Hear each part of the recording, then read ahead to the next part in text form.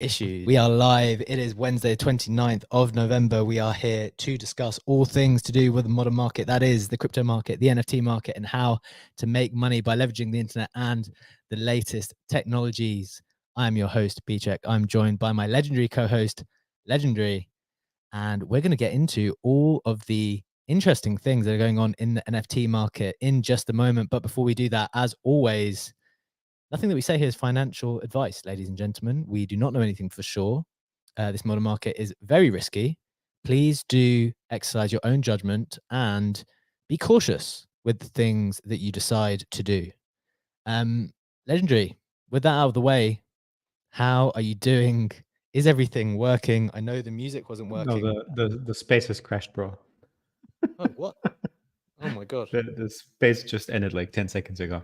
Just wanted to double check before I interrupt your intro. Shall I host it? Because your internet connection seems to be a bit on the unstable side of things. Yeah, okay. All right. Portalcoin. Let me just copy paste the title. No, I can't. I mean, I think the internet connection's fine. It's just Okay, then. we're still live on YouTube. Someone is watching. Oh, LOL. Forgot That's about okay. YouTube for a sec. Do you want to host it or shall I? I'm trying to think. Should I just start it again? Yeah. Okay.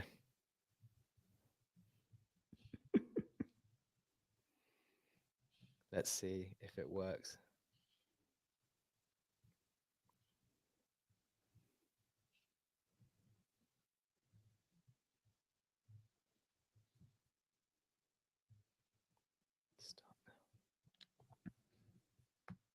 Okay.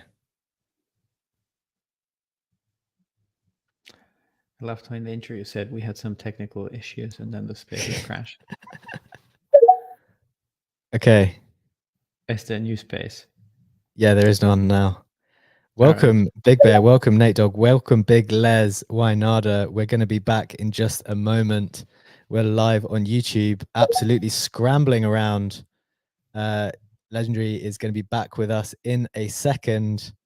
We should be getting live properly in just a moment. We did get rugged across the board. Except YouTube. So that's now double thinking that goes on, right? You have to be aware of, oh, if we restart the show, we are still live on YouTube and the chat kind of goes on. So there's a bit more to monitor and a bit more to be aware of than just hosting the spaces. Yeah, that is but funny. Yeah, I think the reason is just keep chatting for a bit while people find the restarted spaces again.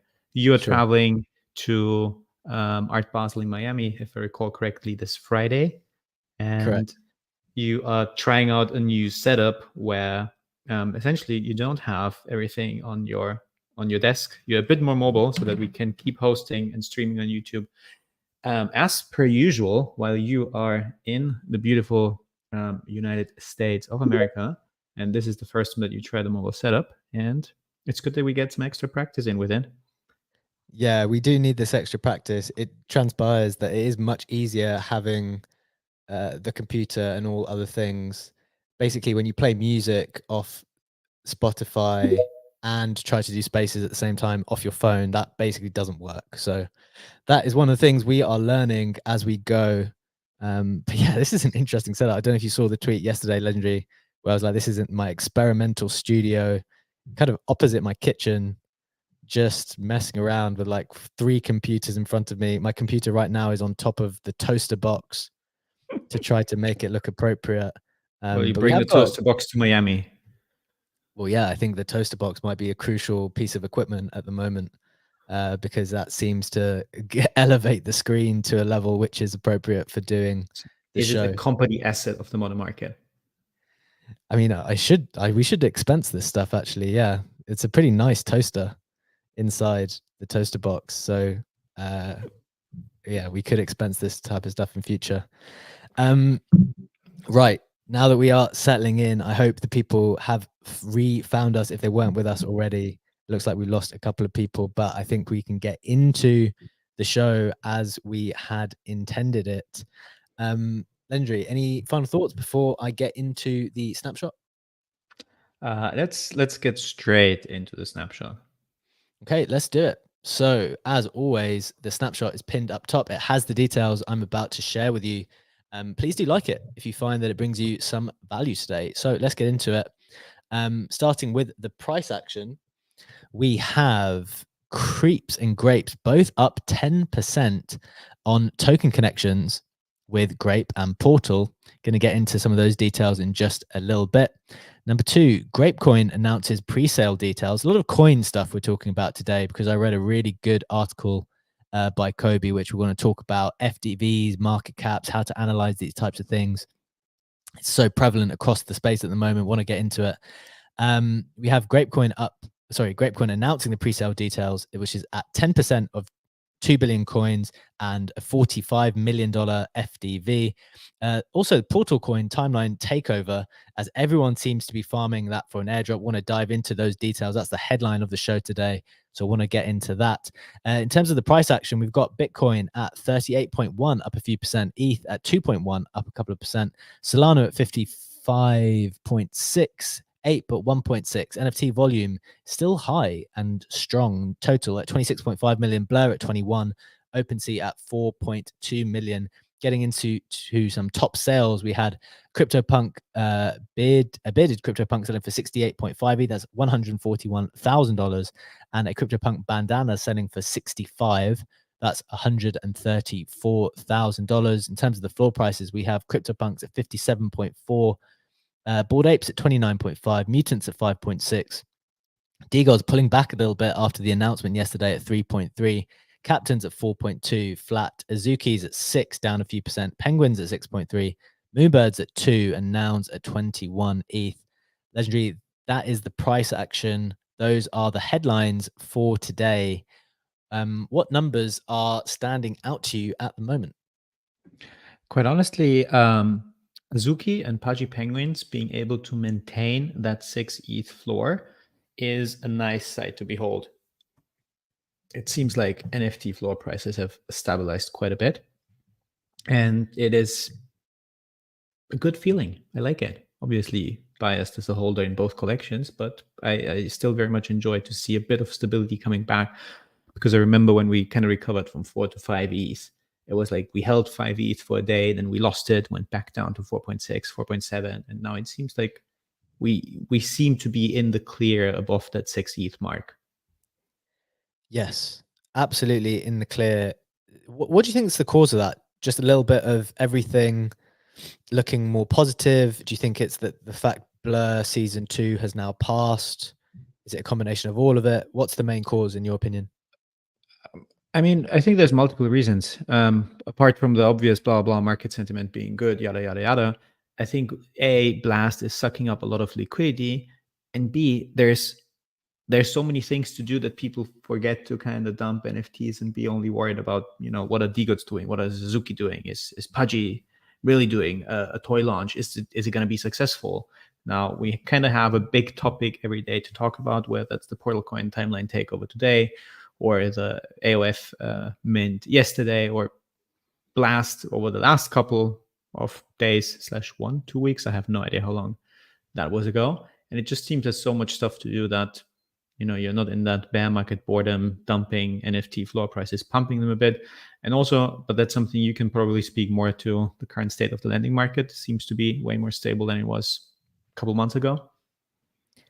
I think the lending market is kind of the same as it was a couple of months ago. It's definitely cleared up since, the little bit of a shaky situation around the season 2 to season 3 transition around Blur. That's kind of all cleared itself up. There's still some loans that are pretty high LTV, but I'm sure once people wake up, and I think that's just borrowers being lazy, not refinancing down.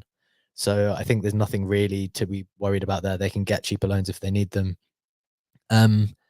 But you mentioned something about like people forgetting about the prices, maybe not worrying about NFTs as much. There's an interesting stat from Sam, NFT Stats, good friend of the show, the other day, which suggested that there's some huge percentage of NFT collections that just don't move. It's something, and at least in the blue chip collections, like 70 to 80%, maybe even higher, of CryptoPunks and Bored Apes just don't change hands. they're not moving. So it's basically the same sets of NFTs that are constantly churning around in the ecosystem, driving the price down when farmers want to go lower, going up when there is a little bit of demand that comes into the ecosystem. So I think that is one of the things to bear in mind, that there are actually a lot of holders out there. It might not feel like that all the time, and maybe the timeline gets dominated by traders and farmers, and that's the kind of thing that takes a lot of attention. But actually, there are a lot of holders out there, and if there is a time when that just an additional bit of demand gets injected in, especially from those like real bear market lows, it just means the price is going to go up because all the forced sellers are out, all the main holders are in, and you've just got these farmers that are changing over the same supply. If there's any real demand that comes back in, or any demand that wants to go risk on, it's just going to come in and squeeze the price higher. Yeah, I think that's a very very fair take, and I also saw that stat by NFT stats by Sam. Another thing that I saw today, by the way, is, and I don't know if you've seen my post on X. I posted Loot. Do you remember Loot? Yeah. Obviously, yeah, you obviously remember Loot. Yep. Loot hasn't been doing anything for a while. The collection's been dead. It's been sitting at a, what was it, 0.5 ETH floor for a solid amount of time. Actually, I'm looking at the analytics. It has, yeah, it was at 0.35 ETH floor. It did climb to a 0.5 floor in November, but it hasn't been doing a lot of traction with 1, 2, 3, 4, 5 sales a day. But today and yesterday, we've seen 112 sales yesterday, a bit more than 100 sales already today, and the floor price crashing from 0.5 to 0.2 ETH, and now 0.25 ETH, now recovering again. So I thought this collection was like completely dead. Obviously, something had happened around that. This is why I saw it trending on OpenSea. But just a reminder of the last bull market and the craziness of it. Very interesting. It's interesting when some of these older things come alive on some piece of news. I saw over the weekend the Fat Zookies came alive when the OpenSea account tweeted something about it, to much of the crypto Twitter's dismay, kind of wondering if there's some price manipulation going on. I think in that case, it was a little bit of, it was meant to be a joke around Thanksgiving, is my understanding. But who knows what the real intentions were. Okay, you mentioned something about a mint yesterday. Before we get into Portalcoin, which is obviously the headline of the show, we want to get into that and understand why every single person is farming it. Or that's what it feels like anyway on the timeline. Want to get into some of those details in just a moment.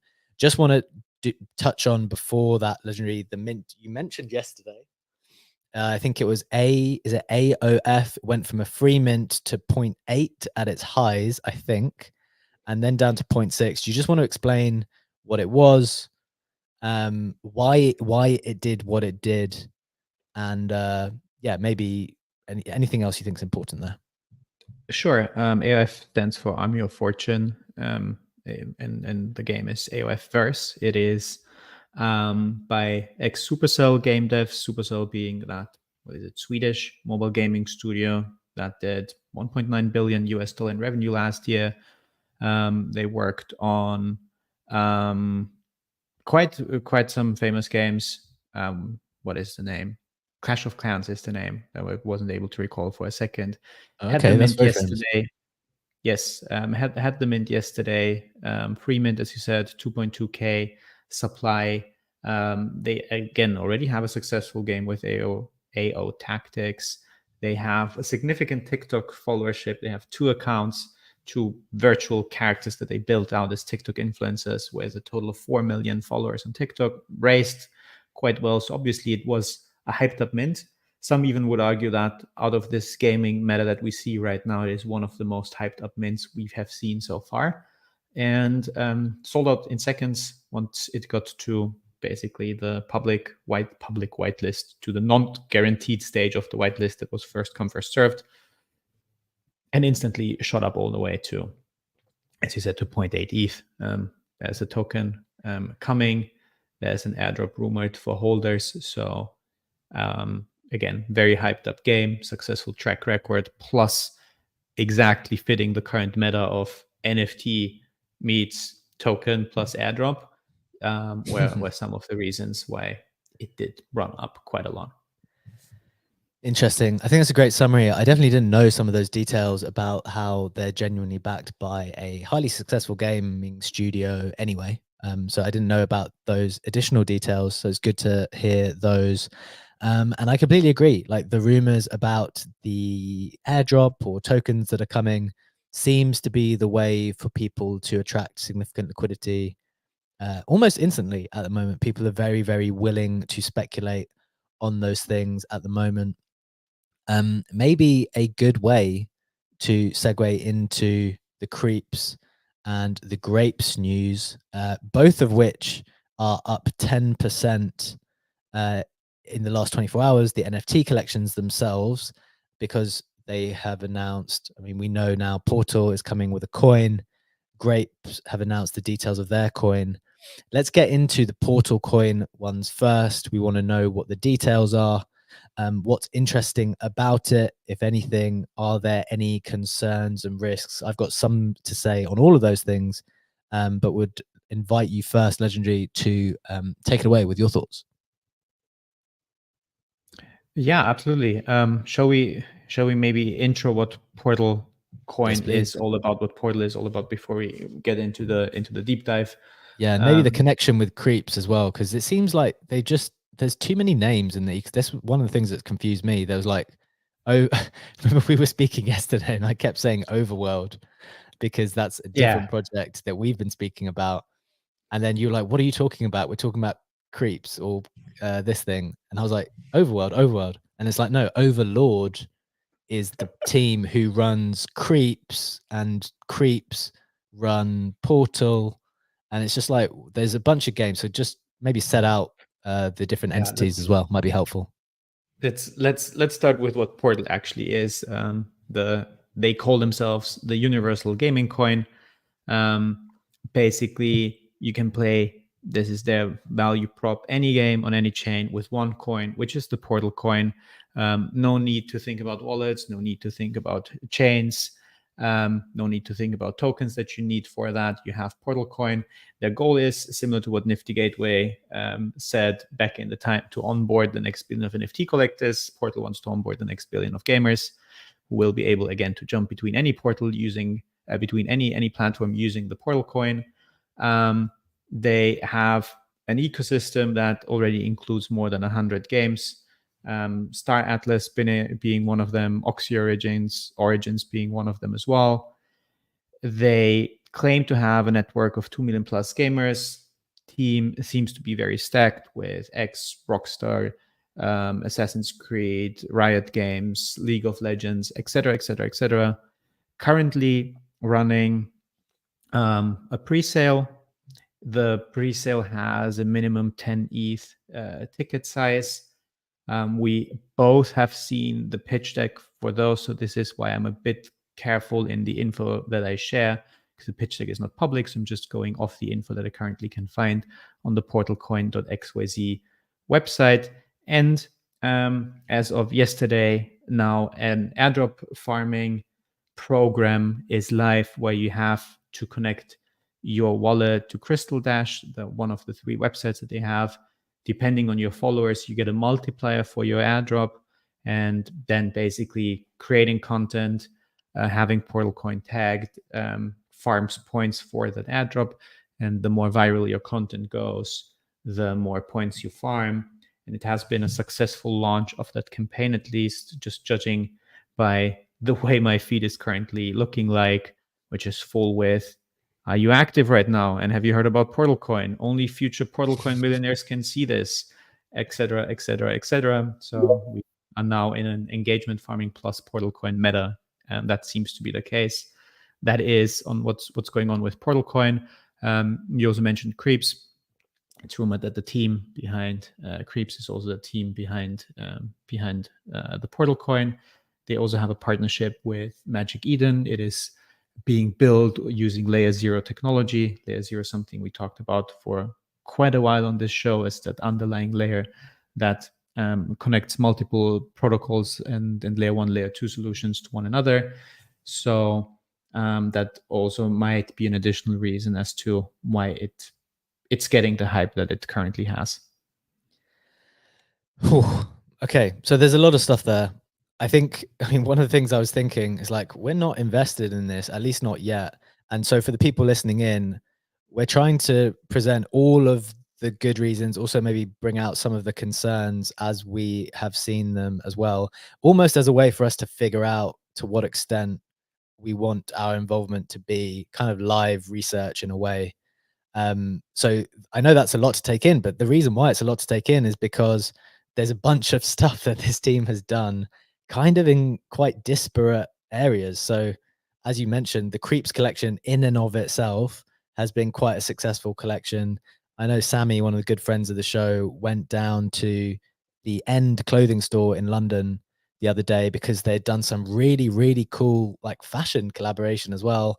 A bunch of people I know, I think Seed Phrase was down there. Farouk tweeted about it as well, saying like, "Look, this is a really quality fashion collab," and that was one of the things they did. Then they also had the NFT collection itself that was cool.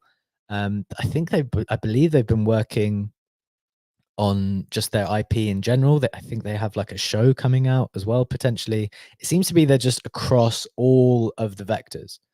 And now there's also this gaming thing going on, which like on my instinct seems very disconnected from everything else that they've been talking about, and yet they have such a strong group of holders.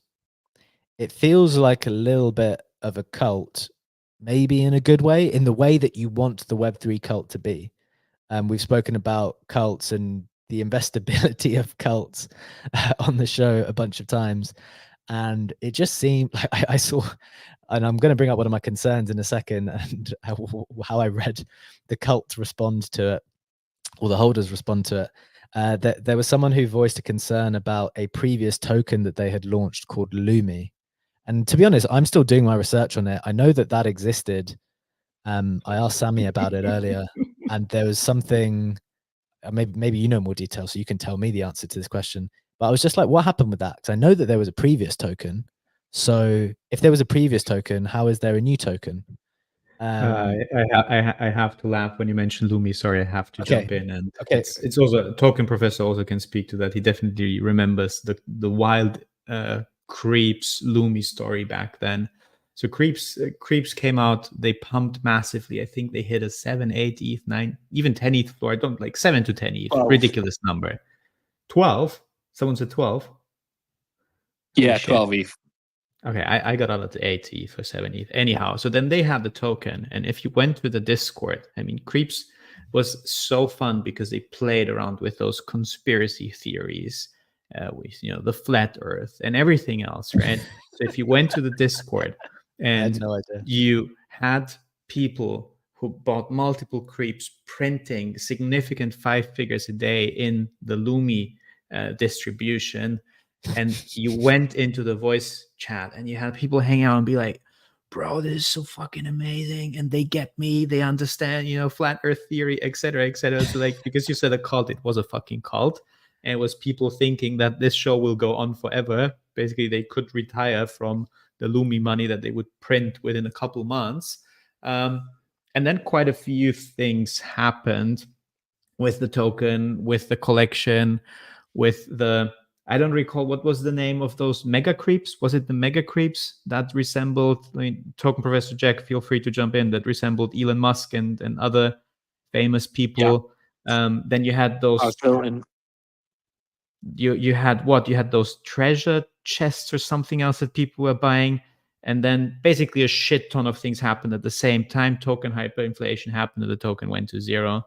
And then creep stumped as well. But I don't know if either Jack or you, Token Professor, have a more structured recall of the events. I just remember the craziness of the cult in the Discord, the token craze, the token pump, and then the very, very rapid dump. Okay, so that's very illuminating, very interesting to know that context, because I mean, maybe I'll come back to the question that the person posed and the way people responded in a moment. But you mentioned the token. So there was a token. It did go up a lot at the beginning. People were printing money off it. Then it seems like it's gone down. Jack, your hand is raised. Token Professor, I see your hand raised too. Maybe we'll go to Jack first. Try to maybe do some live recall / research of what was going on back then as a way to determine like what's going on with the new one. So we're going to get onto the new one in a second, just trying to figure out what happened with this token previously. Jack first. Yeah, like so I was very much wrapped up in the hype of this when it first came out. I was fairly new to token drops, earning people thousands of dollars a day in terms of owning NFTs. It was really the big next run after cyberkongs. Like people always refer to cyberkongs when they looked at creeps in terms of, you know, pointing to how much revenue was drilled in through Banana, I think it was, or something for cyberkongs. But they did a tremendously good job, and it felt very much like an offshoot from Bored Ape Yacht Club. There was like some really big holders who had sort of founded Creeps, and they had structured some fantastic Ponzi-nomics in terms of the NFT drops, and them all essentially yielding Lumi in different ways. So like there was rarities of the main collection Creeps, so they depended on the rarity was how much Lumi you could earn a day. There was then like these other collections that tied in. So if you had a creep and you had like this satellite dish thing, you could earn more. And then there was treasure chests, and there was all these drops, and it happened over like basically I think like a quarter, like a month to 3 month period. And they made it seem like they were just building in a way that no other team could compete with, and it felt like it was going to go on forever. And then they hit the brakes and it just stopped. And at that point, when they stopped delivering new NFTs and new tokenomics to sort of build up that Lumi, those prices came crashing down. And it literally went from my recollection, 12 ETH. And the recollection comes from literally being like, maybe I should pick up one of these. Like, I'm not trying to sound like I'm dumping on these guys or anyone who bought, because I was close enough myself, genuinely. But like that was my recollection, is they had all those releases, looked like this thing was just going to continue to print money, even if at half the rate you would have got your return back in like 20 days or something. It was crazy. And then the whole sort of house of cards came tumbling down, and they stopped having new things to deliver. And I think it went like sub 1 ETH in the coming sort of months to the bear. And I think a lot of people got absolutely wrecked by it. So, and that is just something to be aware of. Well, I mean, that's a story that we are relatively familiar with in this space. It seems like it might have been a little bit supercharged for that collection in particular. Okay, very interesting. I was just going to put out, before we go to Token Professor, to hear some of his thoughts as well. If there are any, I don't really know if we have many creeps in our audience, Legendary, but if you do see anyone in the audience, or if there are any creeps in the audience who'd like to come and provide an alternative perspective, or just any perspective, even if it's agreeing with what we're saying, we're just trying to find out more ultimately about the community and why things have gone the way they've gone, and kind of to evaluate the new Portalcoin as well. So would welcome any people to come up to share on that, so long as it's not, you know, some character, some flat earth character trying to, you know, use the show for some platform to put forward some conspiracy theories. That's my final thought. Token we Professor. Have one quick second before we go to Token Professor. We have one creep in the comments, Moon High, saying Portal will set you free at Portalcoin. Okay, well, it looks like we've got Alps requested as well. Maybe you want to check out Legendary. Yeah, we might have be a couple of requests. While we go to Token Professor, we'll check them. Okay, let's go to Token Professor first, and then we'll hear from some other speakers. Token Professor, welcome. What are your thoughts? Thank you, GM. I was also part of the creeps craze, and nothing more to add about like the hype cycle. Legendary and Jack summed it up perfectly.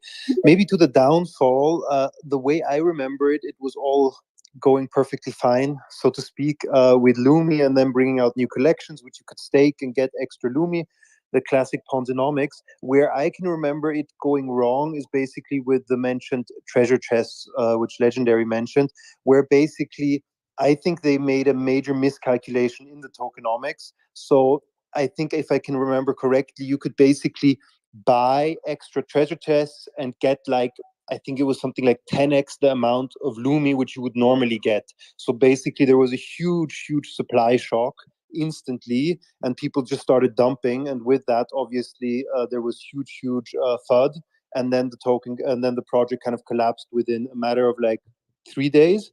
So, and yeah, the way I kind of see it is that the team, I don't know if they miscalculated it or if they just traded short-term profits for long-term kind of success, if you want to call it like that. But I can remember that was kind of this distinct moment where things turned bad. Amazing.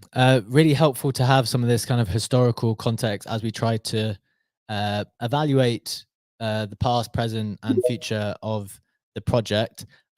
Definitely would love to hear from Runelord now, because as we said, Runelord, welcome to the stage. I don't believe you've been with us before, but we're just trying to evaluate Portalcoin. We see it's taken over the timeline. Really amazing job in terms of the marketing side of things at the moment. I believe you are a product dev at Overlord. So we'd love to hear your thoughts. How long you've been... No, I'm not a product dev at Overlord. I'm a product developer at IRL. But Oh, I see. I'm just an axie over there. Awesome. So we'd love to hear your thoughts are we on... looking back? So you want to hear my thoughts on what happened? Yeah, in just the kind of beginning and the reflection on history what of happened in the project? past, and also where you think things are at now. Okay, so I think in the beginning, we were part of the entire bull market. I think 2021 January, late 2020 December, where everything, like, you could buy anything and it was going up by 50%, right? It was that kind of trading meta at the time, and we had launched Creep Genesis, I think at the end of December, and then what Kushal was talking about in terms of Lumi and the treasure chest, all of that happened after the fact. There essentially what the team did was they looked at the liquidity pool for Lumi and they realized that this is not going to scale, and they made a brilliant move by essentially minting an additional secondary item to funnel some of the liquidity from the pool into the collection. But I really don't want to, I don't want to call it FUD. It's from there, everything that has happened has been a complete pivot, right? Okay. We started as a project, and now it's essentially, Super Duper being the company at the top, like this umbrella company, and you have verticals that are kind of being bootstrapped everywhere. So just recently, Creeps launched its own fashion brand. It's not merch. In collaboration with End Clothing. I'm sure you guys have seen this all over the timeline. Yeah. So End is the retailer. They bought the collection from Creeps and priced it at retail. So Yeah, that was pretty it cool. Designed everything in house. So that's one part of the puzzle. The second part is Portal, which is coming up now, right? If you want to talk about the coin from back in 2 years ago, I think the team was also kind of identifying themselves in this space. They started something, and to start from that and to pivot to here is pretty cool in my opinion. But the main difference is the lack of utility back then versus now, right? What's going to happen with the Portal platform is it's surrounded by pillars of there's going to be a marketplace of games. That's number one. It's also going to be a wallet platform, meaning like potentially you'll roll out SDKs very similar to Stripe or let's say PayPal. You'll see in all these websites, right? Like pay with PayPal. Similar to that, I think there's going to be an SDK integration with Portal, this part.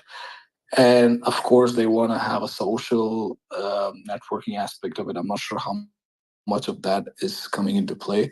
What I can say though is I don't think coming into this meta with PTSD from the previous bear is not the right approach, and that's usually how I fumble my bags every fucking cycle. I carry bearish PTSD into bull, and I carry bullish sentiment into bear. Yeah, and yeah, that's yeah, how yeah. backs get fumbled. So look at this in a vacuum.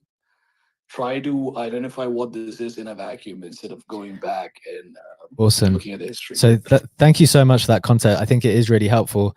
I actually agree with you in a sense. Like I think two things. One, I think it's appropriate for people who are completely new to the ecosystem to ask these questions, right? Because you do want to try to get a sense of the project, who people are, what they've done before.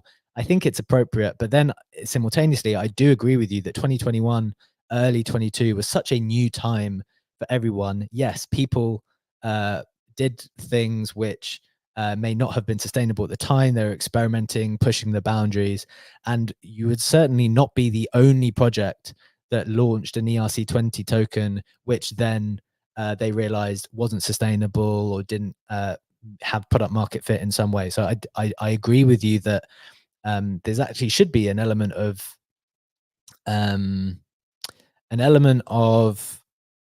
almost not forgiveness, but like, you know, to be soft and understanding of projects that, you know, maybe did something that they would take back if they could, but like, look, you just got to pivot in those circumstances. And I do think that the attention, and also the thing I lean into, or one of the things that makes me think there must be something going on here, is that if I'm to put myself in that position, like, look, say I got given Lumi as a holder, and like, if it was really so bad back then, and I don't know if the whole holder base has turned over since then or not, but it sounds like there's still a lot of people who are still super keen on the team, still super happy with what people are doing, super keen on the next things that they've got cooking up.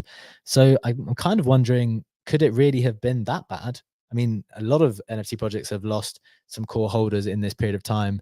Given that it's managed to maintain so much loyalty from a variety of people, so that's just a couple of thoughts out loud. Legendary, just want to check in with you to see if you have any reflections. Otherwise, would love to go to Alps in just a moment to hear some of their thoughts on the Creeps ecosystem too. Legendary first. Yeah, loyalty on having made a bag before on a collection is definitely a strong thing, right? Like, I also printed with Creeps, and I remember those days quite cheerfully. And I was saying to Token Professor when we had a conversation yesterday, I was like, alone for that reason, I should get into Portalcoin, because I owe it to the bags that Creeps pumped for me. Basically, it does go a long way. Okay. Yeah. I mean, it definitely is a more helpful position to be in. And it's certainly an easier position to be more forgiving when you yourself made a certain amount, and therefore you have the comfort and luxury of being more forgiving, I guess. So look, I think we've got on top of kind of what's happened in the past and how things have gone. I hope that's a helpful discussion for the people who maybe are new to the ecosystem, trying to figure out what was going on in the past. So maybe it would be helpful, Alps, if you were able to speak to Portalcoin itself, and how you feel the state of the community is like right now, looking forward. First of all, thanks for having me on. It's great to be able to speak to you about, I guess, something that the Creeps holders are passionate about, right? I've had 3 spaces and like 3 long form threads before this hype even existed around Portalcoin.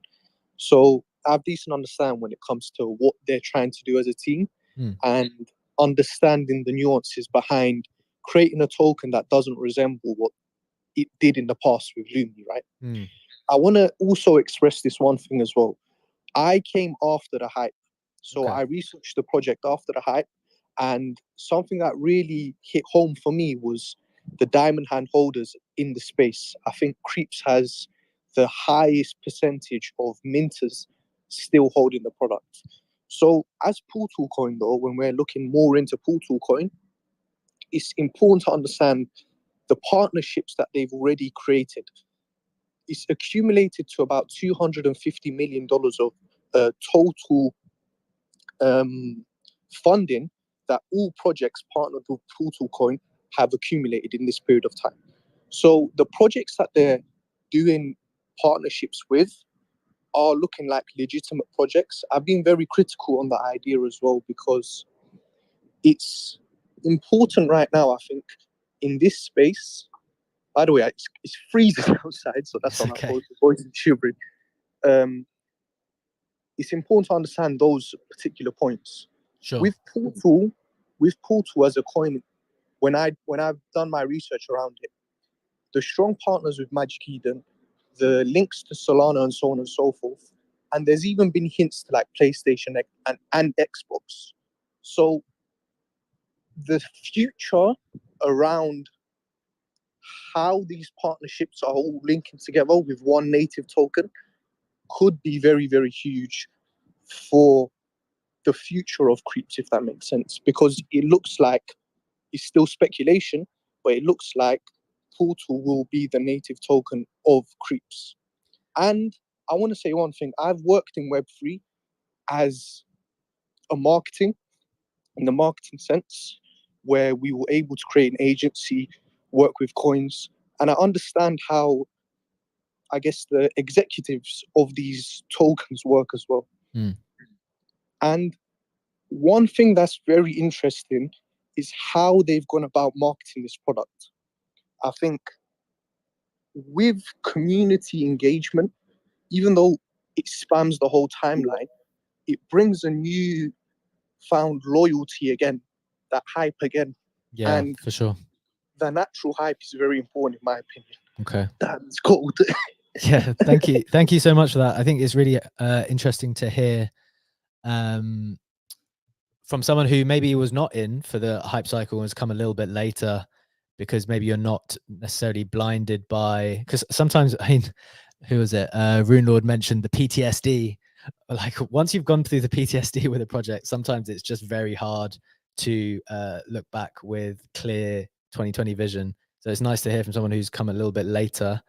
And look, I agree with you in terms of the marketing is just on fire. To get everyone on the timeline talking about it is an extremely big achievement.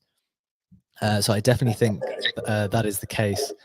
Legendary, one of the things I wanted to kind of move into then is kind of assessing. It seems like we're going into a period of time where there's a lot of coins coming out. People will be talking a lot about market caps, a lot about FDVs, and just for the benefit of everyone listening, kind of get into a little bit of analysis of what people should look out for when we get into that type of thing. I read a brilliant article by Kobe, who, as people know, is one of the most prominent traders, probably in crypto history. Will probably go down as one of those people. And his Substack is free; you can read it yourself. Really illuminating on all of this stuff. Is there anything else you want to talk about in terms of your reflections on tokenomics, on Portalcoin, before we get into that? Honestly, on the tokenomics, again, I know them, but I don't know how much of that is public. So I just don't want to misstep and share some info that's not fully public yet. So I'd be more comfortable to get into the discussion that you just mentioned on market cap versus FTV and the insights that you had by Kobe. Yeah, let's do that. But I guess one thing on the actual utility of the gaming coin, do you think that this is just a broad question for anyone. It's like, well, what does the coin do? Like, what's the point of it? And I guess the way that they've framed it is that it's going to be this universal coin that can unify games across chains. Different people will be able to use it. Do you think that's a good idea? It reminded me a little bit of what GG is doing with Pixel Vault. Well, sorry, Pixel Vault are doing that with their GG token, kind of like an arcade game token where different games can be built and then you can use GG in all of them. Kind of reminded me like that. And when I was doing my comparisons, trying to compare, like, look, what should the market cap be for this? What should the FDV be? I was like, I don't know if there's a comparison for this right now. I don't think that one exists. The only thing I was thinking is that it reminds me a little bit of what GG sounds like they are doing. What are your thoughts on just that? You don't need to mention the numbers because, as you say, those might be confidential at the moment. But just like, do you think that there's a comparable at the moment? And do you think, what do you think about that? There's a couple comparables to some extent. You could argue Ronin is comparable to that by building an ecosystem. You could argue Ape to a certain extent is comparable to that. The the difference is, while Ronin is its own blockchain, Portal is supposed to be cross-chain, cross-platform.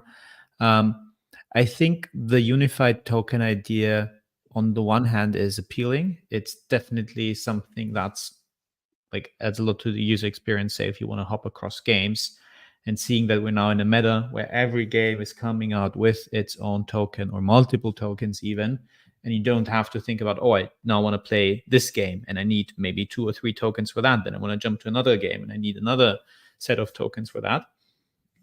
So on the one hand, I see this as an advantage, and it's something that they also might be able to price at a premium, just to have an additional revenue stream potentially. By paying in Portal, you pay a premium, but you have the very nice and smooth user experience. On the other hand, the disadvantage to that is that exactly many games want to have their own token, and they're always going to promote their own token first because they want it to be the in-game currency that they use to ultimately raise money and be able to develop their game.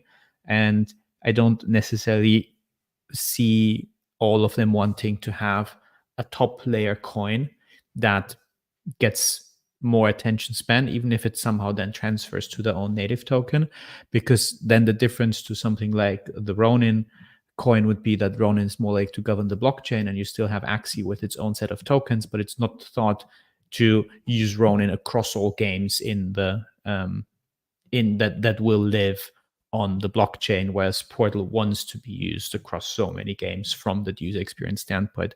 So this is a bit of a two-edged situation that has a massive advantage, but also it's something that not necessarily every game would like to see. Absolutely, makes sense. I think, yeah, it's an interesting thought. I do think it's a kind of new, unique thing. And so, yes, there might be some types of comparables, but it's maybe not quite exactly the same.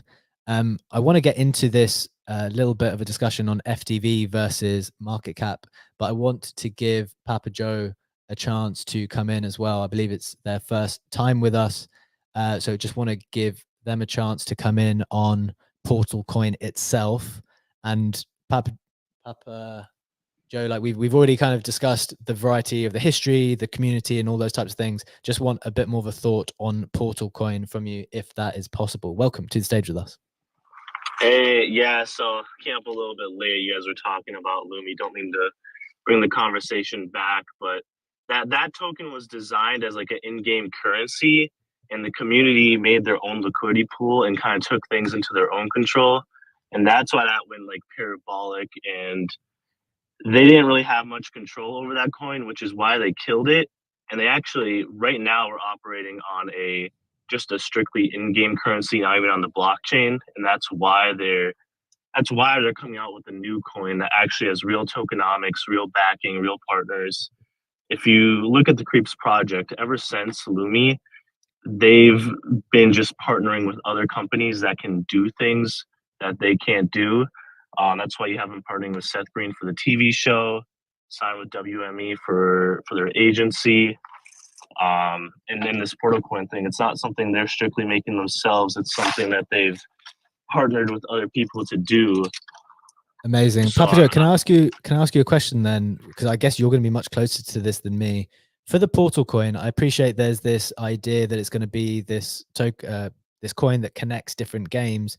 But for you as Creeps holders, like I assume you'll be getting an allocation from this. That's why the price is going up so drastically at the moment.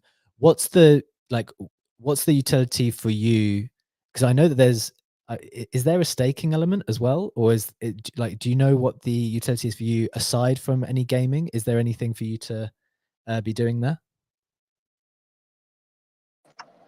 I don't know specifically. There's a lot of like unknown. If you look at the website, it's built as like a social platform as well as like a gaming token. Got it. So it looks like there's going to be a whole lot of like different integrations. We don't know specifically like Okay. how that's going to work. So there yet. could be maybe, I mean, based on just your reading of the situation, a lot of unknowns, but there could be like a social aspect as well. That's what it looks like. It looks like if you look at the website, it looks like there's some sort of like posting and streaming and stuff going on, as well as like the games. Awesome. Okay. Super interesting. Thank you so much for that. I think that's also very helpful. I've definitely got the clarity I kind of needed on that previous token. And I actually do agree that, look, there were various projects that pushed the boundaries towards the beginning of the bull market in 2021 and would love to put the genie back in the bottle, but that's just not possible. So people have to make some hard decisions later down the road and adjust if necessary. Final thoughts, Legendary, on the coin before we move on? All that Portalcoin talk got me. I did it. I connected to that, what is it, Crystal Dash website. I posted, I wanted to find out my multiplier. Apparently there's a multiplier for the points that you connect based on your X following. I have a 225x multiplier. Dude, that is very good.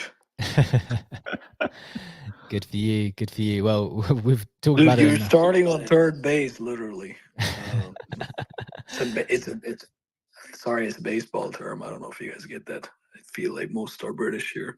Yeah, no, we got it. It's the baseball term. Right. Let's again want to get into this FTV versus market cap thing. We're running out of time for today's show, but just before we do that, want to get into the Web3 roundup and the Creator Corner news from the snapshot, which is pinned up top. We do this every day, where we bring you up to speed with what else has been going on outside of the headlines from the Web3 space in the last 24 hours, and some really important stuff in here too. So let's do it, as always, pinned up top in the snapshot. Number one, the Mockaverse announces the increase in ApeCoin delegation from 3.5 million to 6 million ape. That is fascinating because it keeps seeming to be the case that Mockaverse NFT holders are going to have a greater sway over the ApeCoin DAO. So that is interesting to note.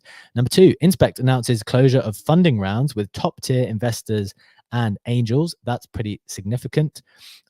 Next, Proof goes live with Talons. So that's their kind of non-tradable token. Number four, RWA, real world assets lending platform Kettle Finance announces a beta launch. I'm very big on these kind of RWA platforms. Getting into the Creator Corner, Elevate Heart by Dan Calderon sells out quickly yesterday, but 35% of the supply was sold to a bot. That is not great. Next, Artcode announced official print shop for many prominent digital art collections. Really, really cool. A bunch of really prominent digital artists have partnered with Artcode, and basically you can log in, connect your wallet, and they will deal with official prints straight away.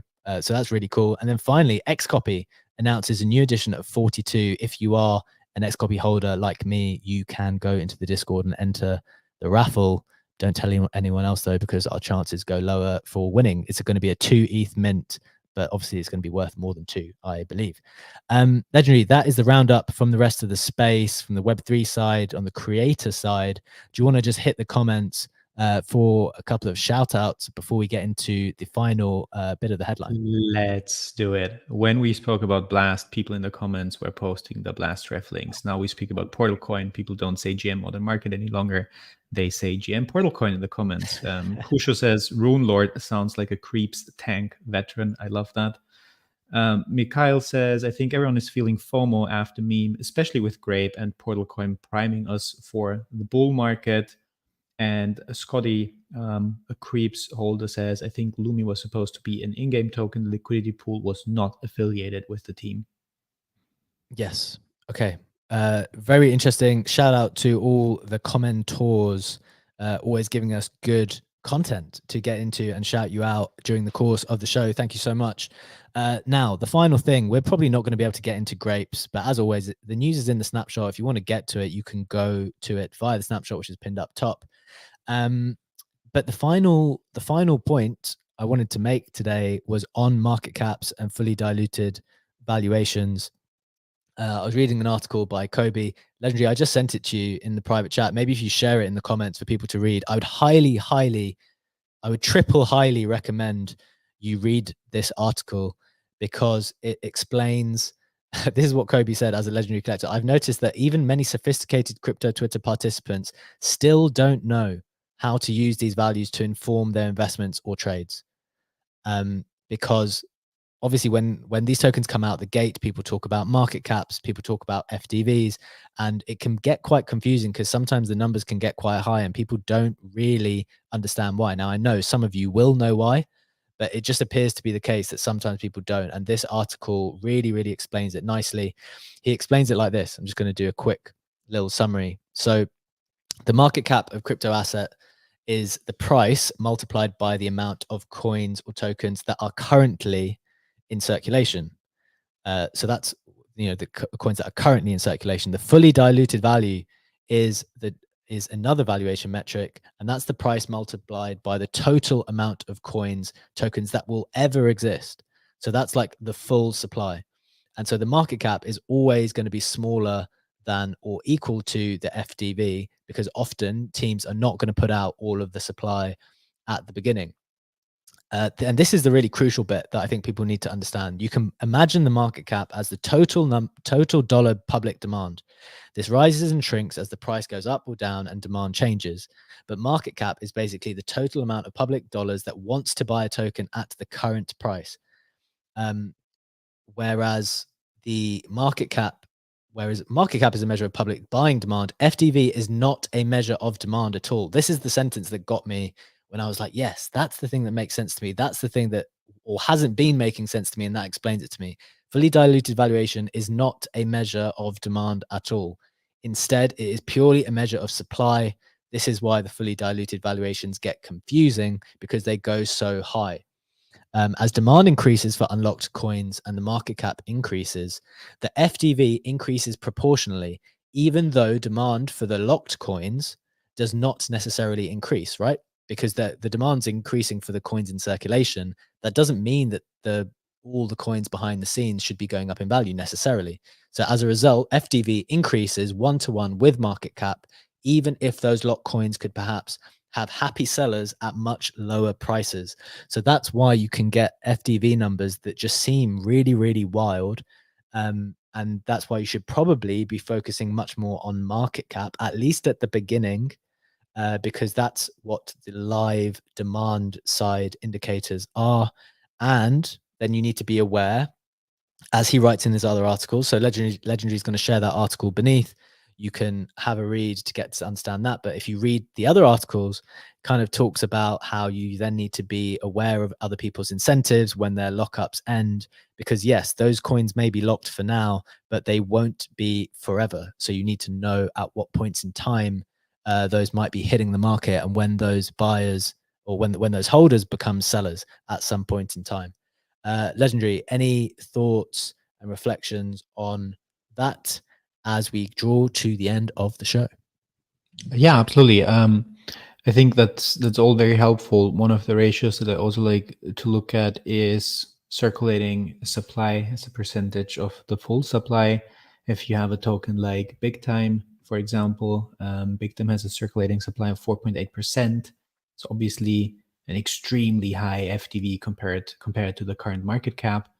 And as you said, you know the unlock schedules if you look them up, but you don't know them from just looking at the chart. You don't know what's coming. You don't know the demand for for the tokens that are still locked. And if you look at the token, say, talked about Avkochi, with the Ghost token that I think has almost 100% circulating supply, then you kind of see that there's no more quote unquote surprises to come in terms of unlocks and in terms of demand that you just don't know if it exists or not. So that's also a ratio to keep in mind. Absolutely. I will be completely honest. I was trying to evaluate this Portalcoin thing yesterday on the, what's it called? The Angel round. And I just went to these articles because I obviously knew they've existed. I've actually read them before, but I wanted to read them all again. And they're all so good. Like they're so good in terms of coming from someone who's just been in the game for so long, seen all the types of coins, all the types of scams, the good stuff, the bad stuff, and everything in between. And it's so good to get a handle on everything from the tokenomics to the supply to the emissions to it kind of deals with everything at the different stages. So highly recommend having a read if you haven't done already. But I believe that brings us to the close of the show. Legendary, it's been another great show. For anyone who's new with us, we do this every single day, Monday to Friday, 7 a.m. Eastern Time, 12 p.m. GMT, every day. Legendary, any thoughts? Another show with good numbers. Had a bit more than 160 live at peak. But what I really liked is having a couple creeps with us on stage. It did bring back a bit of the vibes that I experienced. What was it, 2 years ago? Did love that. Let's bring the vibes back. Love to hear it. Love to see it. Guys, have a wonderful day. We will be back with you tomorrow as always. Take care. Have a good one. Bye-bye.